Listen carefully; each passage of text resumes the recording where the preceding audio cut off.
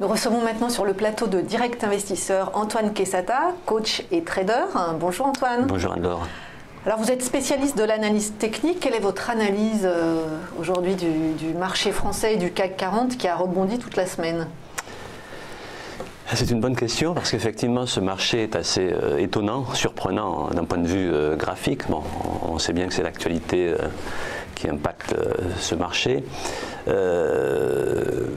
Comme je vous l'avais dit la semaine dernière, j'imaginais qu'on allait casser le support des 5240 points parce que graphiquement parlant, c'est ce qui était le plus probable. Et il se trouve que ça, on a rebondi dessus. Et une hausse relativement molle à laquelle je ne donnais pas énormément de chance, dont je voyais l'objectif se limiter à 5360 dans ces eaux-là. Or, le fait est que ça continue à monter légèrement, toujours sans force. Donc c'est assez inconfortable de trader à la hausse ce marché, mais les faits sont têtus. Hein. Il vaut mieux le travailler à la hausse qu'à la baisse, tant qu'un retournement ne se produit pas. Donc c'est sans conviction. 0,63% là. Oui, alors normalement, alors là on va regarder rapidement le graphique en mensuel. Bon, il est de très long terme. Le graphique en mensuel donc, est haussier. On voit bien que le CAC 40, il est haussier, mais ce qu'on voit aussi sur la partie récente, donc ce nombre de chandeliers japonais qui se chevauchent hein, sur le sommet de la courbe, chaque barre représente un mois, c'est-à-dire que ça fait déjà pratiquement 2 ans qu'on stagne dans une zone qui est établie ici et on voit toute l'hésitation du marché. Alors je vous dirais presque qu'il y a une figure de retournement en train de se construire, mais elle est de très long terme et elle n'est absolument pas validée, donc je préfère ne pas en parler et puis surtout pas anticiper un retournement de marché parce que les marchés ont toujours tendance à vouloir reprendre le dessus. C'est des machines à grimper, hein. Les indices on le voit avec les indices américains, tout est fait pour que ce soit haussier en permanence. Donc bref, toujours haussier d'un point de vue très long terme sur le CAC. On va passer à l'hebdomadaire, qui va nous intéresser davantage. Comme d'habitude, ici, toujours le même biseau ascendant qui traduit un essoufflement de la partie de la hausse. Un essoufflement, mais qui pour autant ne se traduit pas par une cassure baissière. On est toujours donc à l'intérieur de ce grand canal haussier, mais d'essoufflement. Donc beaucoup de chevauchements de bougies. Rien à dire depuis la semaine dernière, on est sur le même graphique. Hein. Le journalier va nous parler un petit peu plus. Donc on va passer, voilà. Donc là c'est ce qui nous intéresse aujourd'hui. La seule différence, je dirais, par rapport à il y a une semaine, c'est qu'effectivement cette hausse dont on voit ici le rebond graphiquement sur la zone des 5240 points, qui a surpris tout le monde, y compris moi. Et là je dois vous dire que si j'avais eu un signal de ma méthode, une divergence haussière, je vous aurais dit oui, il y a un gros rebond qui va s'effectuer et ça devrait nous ramener certainement sur les 5500 ou 5550. Or, je n'avais pas de figure ou d'éléments graphiques, si ce n'est le support. Mais bon, moi je ne me contente pas de support pour extrapoler un rebond, il me faut d'autres éléments, comme j'ai dû vous le dire. Dans ma méthode qui est construite, je cumule des facteurs qui vont cumuler eux-mêmes de la probabilité. C'est ce qui permet d'avoir raison le plus souvent avec la plus grande sécurité. Là, ça s'est cantonné à rebondir effectivement sur ces 5240. Alors effectivement, la raison, on l'a connue, elle est fondamentale. Lorsqu'on a appris que les conséquences sur la Chine ne seraient pas aussi graves. Même fondamentale, elle est paradoxale. Hein. Complètement. Donc tout le monde a été surpris. Alors, beaucoup ont garder à l'esprit que ce marché ne pouvait pas tenir et qu'il allait de toute façon repartir à la baisse, moi y compris, pensant qu'on allait se stopper sur la moyenne mobile 20. On y était vendredi dernier d'ailleurs. Eh bien, il continue à monter sans conviction, sans force, mais il monte. Donc, surtout pas shorter un marché qui est en train de monter, même si la logique voudrait que ça ne soit pas le cas. Donc ça, c'est une des règles en analyse technique, hein, surtout suivre le marché, ne jamais l'anticiper. Hein. Alors, ce que j'ai tracé, ça c'est la nouveauté par rapport à la semaine dernière, si ce n'est la hausse qui s'est produite déjà depuis une dizaine de jours, c'est la grande oblique baissière que j'ai tracée ici en rouge, qui devrait faire office de résistance sur les 5480, d'ailleurs je crois qu'on y est pratiquement. 5486. Hein. Voilà, on est sur cette oblique. Alors une résistance oblique n'a pas la même puissance qu'une résistance horizontale. C'est pour ça que je travaille beaucoup avec Fibonacci, qui sont des supports et des résistances horizontaux aussi. Donc ça devrait logiquement freiner la hausse en tout cas. Donc il est probable que ça cale un petit peu sur ce niveau-là. Mais quand on voit ici la largeur de la bande de Bollinger, quand on sait que les cours ont tendance à aller vers le bord opposé de la bande, même si ici je n'ai pas un vrai booster qui pousserait, qui inciterait le marché à remonter sur les 5500, 5550, ça n'est pas exclu pour autant. Non, mais au moment où vous parlez, justement, le marché recule un peu à 5483. Oui, bon, c'est pas significatif, mais effectivement, logiquement, il devrait donner un petit coup de frein là-dessus. Ce qui ne veut pas dire que ça sera durable. Hein. Là, je pense que les nouvelles des États-Unis impactent au quotidien, c'est le vrai feuilleton. Oui, et puis Wall Street qui bat tous les records.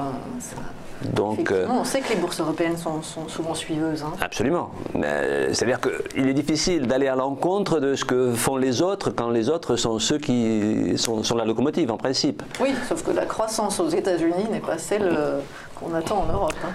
Absolument. Donc méfiance, moi je ne peux dire que ça.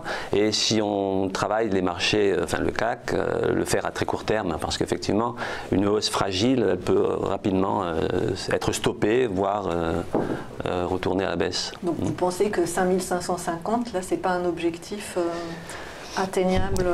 Il est atteignable. À court terme. Encore une fois, si j'avais des éléments graphiques de ma méthode qui sont des boosters, comme sur l'euro-dollar qu'on va voir tout à l'heure, je vous dirais non, il est très probable qu'on y aille. Là, honnêtement, c'est un marché qui monte sans conviction, mais qui monte quand même, donc c'est factuel. Il va rencontrer l'obstacle, comme je viens de vous le dire, des 5480.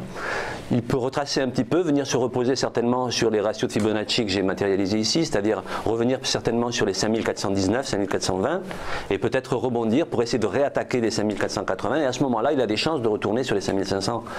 Voire 5550, puisque ici, bon, pour ceux qui connaissent un peu l'analyse technique, on a une bande de Bollinger, hein, donc cette espèce de boyau assez large ici, qui justement est large, donc qui laisse encore de la place à une petite hausse. Mais encore une fois, je n'ai pas de conviction forte sur ce marché-là. Alors on passe au marché d'échange et à celui de l'euro qui a enfin franchi cette barre des 1,1750 $. Est-ce que c'est bon? On est parti. Alors ça sera bon, ça sera très bien si, enfin, il faudrait que l'on clôture au-dessus de ce niveau-là en hebdomadaire, c'est-à-dire en fin de semaine, on est vendredi.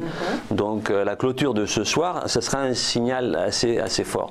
Donc ici rapidement, donc le graphique en mensuel. Donc là, la conviction de la hausse dont je vous ai parlé à plusieurs reprises, elle venait à l'origine de cette divergence haussière classique que nous avons ici, hein, sur le mensuel, c'est-à-dire le segment qui descend sous la courbe des prix, en rouge, et le segment qui monte sous l'indicateur.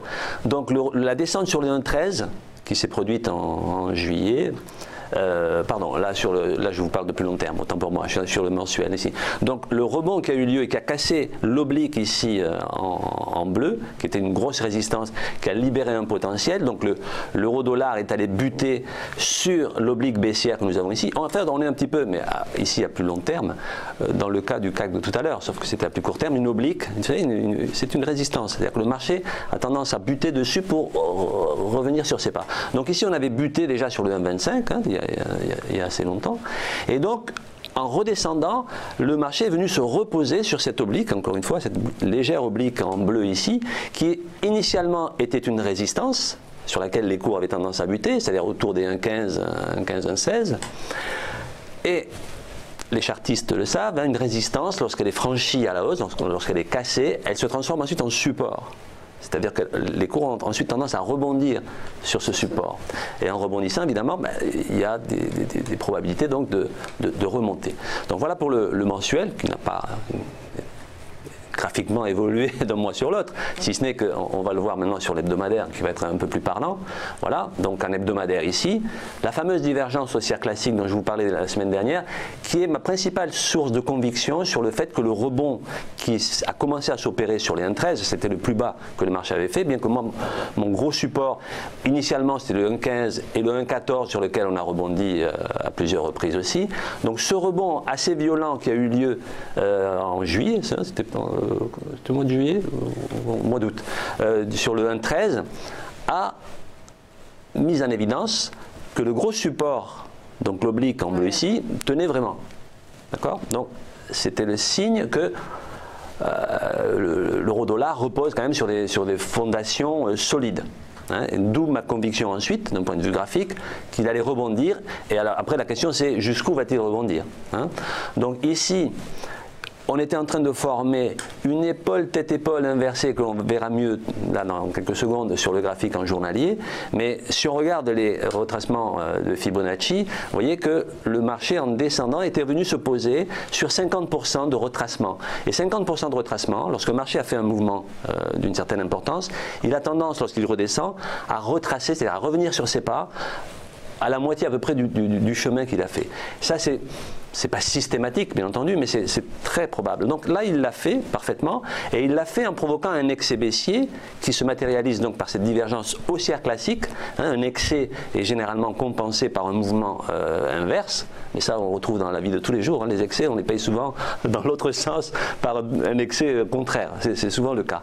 Donc ici, les investisseurs qui sont des humains, ils fonctionnent comme tout humain, hein, avec des éléments de comportement qui sont souvent assez prévisibles. Donc là, je vous invite à passer sur le journalier, qui est plus clair ici. Donc voilà, c'est le graphique tel que je vous l'avais déjà présenté la semaine dernière, si ce n'est évidemment la nouveauté, c'est que cette épaule, tête-épaule ici inversée, c'est-à-dire une figure de retournement haussière, mais dont il faut franchir à tout prix ce qu'on appelle la ligne de coup. Et la ligne de coup, c'est donc la ligne horizontale bleue qui est ici, qui est une résistance, et qui en fait correspondait au 1,1750 sur lequel, et là je réponds à votre question, sur lequel on avait du mal à passer au-dessus. Alors hier, on l'a traversé un petit peu, je n'ai pas le cours actuel là, mais je pense qu'on est encore au-dessus, autour des 1,1750, 1,1780. Enfin, ce matin, on était sur 1,1780 tout à l'heure. Je ne l'ai pas non plus. Bon, c'est pas bien grave. Donc là, on sent que le marché voudrait effectivement casser cette résistance. Moi, depuis des semaines, depuis des mois, j'avais extrapolé, alors que la figure n'était pas encore construite, mais par d'autres moyens, j'avais extrapolé un objectif théorique, un objectif potentiel, pardon, de l'euro-dollar à 1,20. J'en ai parlé à plusieurs reprises. Je maintiens cet objectif. Hein. La condition à remplir, c'est qu'il fallait à tout prix clôturer au-dessus de cette ligne horizontale ici, qui est la grosse résistance, en fait 1,1750, 1,1780, en sachant qu'il y a le 1,1850 qui va de toute façon être encore un frein, hein, puisque on ne rebondit pas comme ça, surtout en ligne droite. Jamais, en fait, hein, ça serait trop facile, ça serait trop beau, mais bon, on va cumuler des informations, des éléments graphiques qui vont augmenter la probabilité que ce que l'on extrapole se produise. Hein. Ce n'est pas de la magie, c'est juste une accumulation de facteurs concordants qui laissent entendre que probablement le marché va aller de l'avant. Donc je maintiens ma conviction qu'effectivement, et là ce sera encore plus franc ce soir. Alors pourquoi ce soir encore une fois? Parce que sur les chandeliers japonais hebdomadaires, la semaine donc aujourd'hui se terminant ce soir avec la clôture du Forex, donc des devises, la clôture du sud de cette résistance serait très très bien perçue. Je considérais qu'on a validé cette figure de retournement. Et donc à ce moment-là, on ira très certainement buter dans un premier temps sur les 1,1850. C'est même très très très probable. Hein. Il y aura des prises de bénéfices sur ce seuil-là si on l'atteint. Un seuil qui représente 23,6% du potentiel de hausse de cette figure chartiste ici, en épaule tête épaule inversée. Le potentiel global de la figure nous amènerait à 1,2191 quand on regarde ici les 100%. Je ne pense pas qu'on ira jusque-là, à cause donc déjà du 1,20 qui est un seuil psychologique, non seulement un seuil psychologique, mais aussi un hebdomadaire. C'était la première épaule d'une figure chartiste, donc on va très probablement buter sur le 1,20. Alors, encore faut-il, encore une fois, bien casser cette ligne de coup. Alors la semaine dernière, on m'avait posé la question, est-ce que ça va se faire dans la semaine? Ça aurait pu se faire, on a commencé hier, donc c'était jeudi. Le marché, enfin l'euro-dollar semble effectivement vouloir réaliser le scénario que j'évoque. Mais enfin, prudence, il faut être très très humble hein, sur des marchés aussi compliqués qu'actuellement. Et l'analyse technique n'est pas une garantie de science exacte. Il faut juste prendre des précautions, savoir se protéger dans l'hypothèse où on a un signal et que ce signal peut ne pas amener le marché là où on l'extrapole. Donc prudence en ce sens qu'il faut toujours se protéger d'un impondérable. C'est ce que j'enseigne quand je fais du trading. C'est pas simplement j'enseigne à avoir des stratégies, j'enseigne aussi qu'il faut être humble et se protéger quand la stratégie, même si elle est validée, ne fonctionne pas parce que ça ne peut pas fonctionner à 100% des cas. Donc apprendre à se protéger. Mais bon, je reste confiant sur le fait qu'on ira à 1,20 sur l'euro-dollar. Rendez-vous la semaine prochaine voilà. pour voir où en est l'euro-dollar. Très bien. Merci beaucoup Antoine Quesada, coach, formateur et trader. Merci.